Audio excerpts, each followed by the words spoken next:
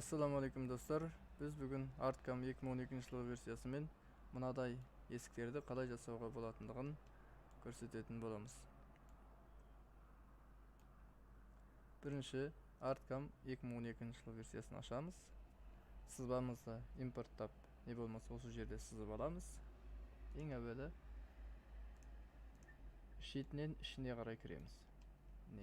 Мына градустан бастап, бірінші мынаны, екінші мынаны, үшінші мынаны, төртінші мына жерді, бесінші мына жерді, сосын мынаны істеп шығамыз. Кезегімен, ретімен. Ең әуелі 90 градус фреза жібереміз бұл жерге. Оны таңдаймыз. 2 мм кіргізейік. Қандай фреза? 90 градустық фреза. Бұның жұмыс жылдамдығы 3500, 18000 айналу жылдамдығы. Бұл жер номер инструменттің номері. Егерде станогыңыз автосменный станок болатын болса, соған байланысты 90 градус фрезаңыз қай орында тұр? Инструмент 1-де тұр ма, 2-де тұр ма? Егер 4-те тұрса 4-те жазасыз, 5-те тұрса 5-те жазасыз. Түсінікті ғой. 16 материал қалыңдығы. Бізде 1,90 градус. Бұл аттарын жазып отыру өте маңызды, шатастырып алмас үшін. Екінші. Бұл жер мына бөлікте істейміз қазір. Мына тұрған бөлікті.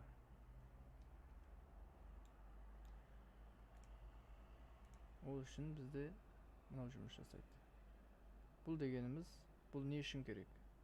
Бұл мыналай градустарды, кәдімгі бұрыштарды, бұрышмен қанша градус керек, қанша бұрыш керек, соны дәл тура шығару үшін керек. Бастық. Мынаны басамыз. Тереңдігі бізде 3 мм сызылған. Инструментіміз 90 градустық инструмент. Бұның айналу жұмыс жылдамдығы 3500, 18000. Бастық. Екінші 90 градус. Екінші 90 градус. Сақтадық. Үшінші кезекте біз мына бөліктерін жасауымыз керек. Мынаны. Бәрінің қалыңдығы бірдей, сондықтан бір жолда жасап шығуға мүмкіндік болады.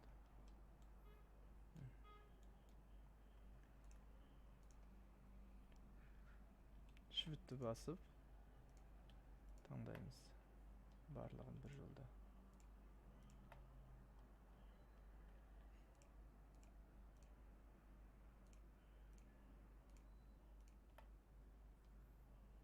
Таңдап алдық.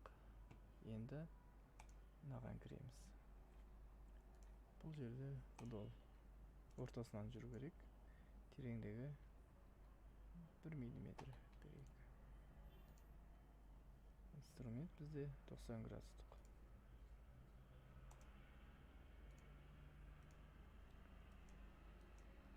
Жылдамдығы 3500, 18000. Материал қалыңдығы 16. Бұл үшінші 90 градус. Енді қараңыздар. Міне, салып шықты.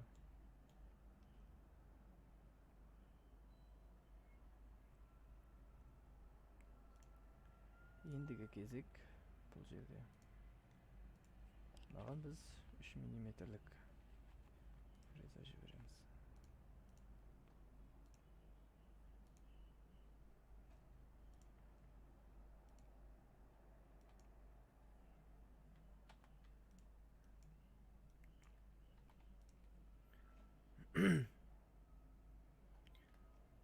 Просто жай ғана жүріп шығады, мынаның көп маңызы жоқ бізге. Тереңдігі 1 мм береді. Бұл жерде миллиметр секунд болу керек. Миллиметр минут болу керек бұл жерде бізде.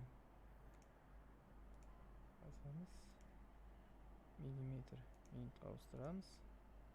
Бұл жерге айналу жылдамдығы 18.000, 3500, 3500 деп жазайық.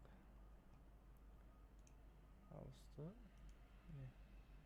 Миллиметр минут. Сонымен бұл жерге төртінші 3 миллиметр деп жасаймыз. Жұмыс жасап шықты. Бұл жұмыс сызықтар бізге жұмыс жасауға кедергі келтірмес үшін біз бұны көрінбейтін режимге қоямыз. Көрінбейді. Енді бұл жерге 90 градус. Кәдімгі бұрыш керек. Тереңдігі 8 миллиметр. 90 градустық фреза талдап алдық. 3500, 3500, 18000.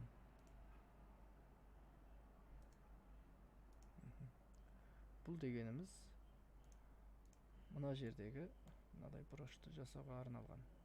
Кәдімгі қыры мен бұрышты түсіруге арналған. Түсінікті ғой. Бастық. Мынаны міндетті түрде талдаймыз. Оны баспаған жағдайда басқа жерде жұмыс жасайды. Біз ойлағандай нәтиже көрсетпейтін болады. Бұл 5-ші 90 градус.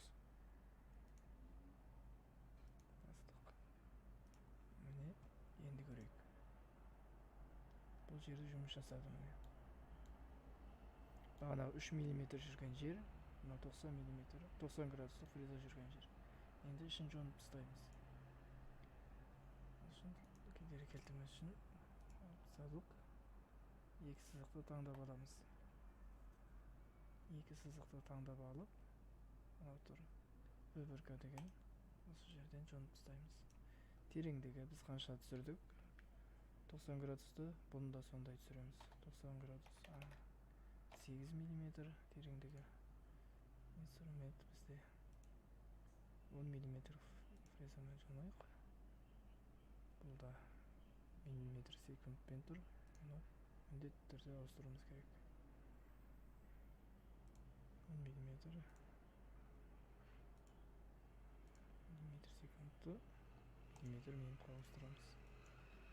8000, 3500, 3500 ауыстырдық. 6. Окей дедік. Бұл жерде шаг өте маңызды. Шаг 10-ның жартысына дейін беруімізге болады. 6 миллиметр берейік біз. Әр жолы жүргенде. Бұлай келеді. Сосын бұлай.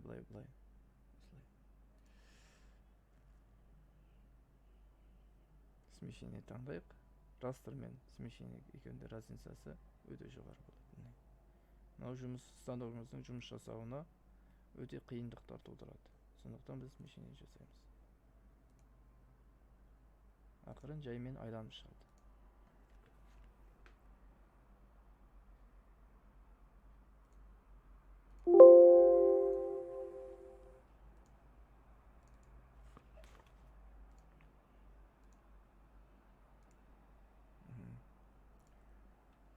Екінші кезек. Ең соңғысы бұл жерде жүріп өтеді. 90 градус. Бұл дегеніміз мына жері.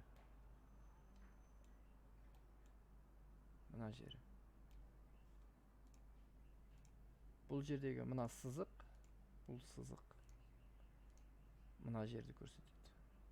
Яғни тағанын көрсетеді. Бұл жерді біз сызбадық, мына сызықты. Түсінікті ғой. Бастық. Бұны біз мынамен жұмыс жасаймыз. Құлдол таңдап алдық.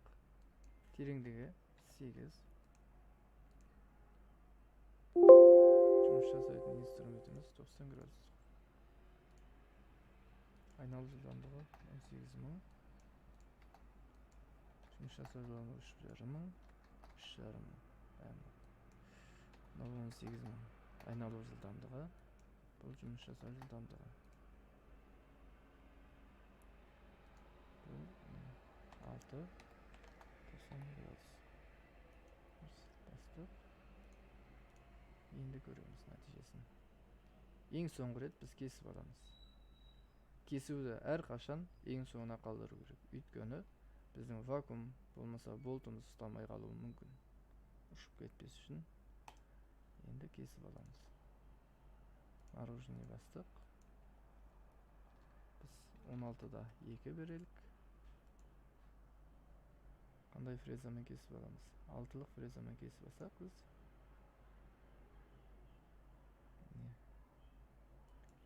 айналу жылдамдығы 18 мың, 3500, 3500. Қалаған жағдайымызда бұны көбейтіп азайта аламыз станокта. Таңдадық. Болды. Бұл жерге 7 дейік. Енді соңғы нәтижесін көрелік. Міне, жасалып шықты. Сызба дайын, станокқа жіберуге болады. Бейне ұнаса лайк басып, каналға тіркелуді ұмытпаңыздар. Рахмет. Баршаларыңызға Алла істеріңізге берекет, сәттілік нәсіп етсін.